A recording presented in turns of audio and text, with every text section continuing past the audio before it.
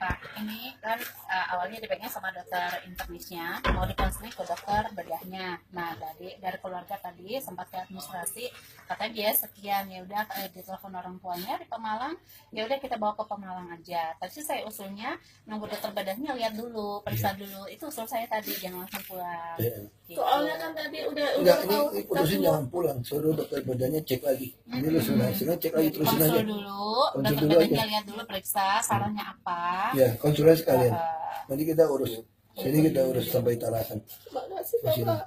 Ya, bantu urus saya proses tadi. Telepon orang saya catat aja. Ya, nggak boleh pulang ke Pemalang. Pulang sana gimana? Ya, tahu orang tuanya. Ya, iya. Tenang-tenang ya kamu ya. Kalau dia belum kontak, telepon dia ya. Bapak, makasih banyak. Ayo, ya. Ayo, coba sambung kamu.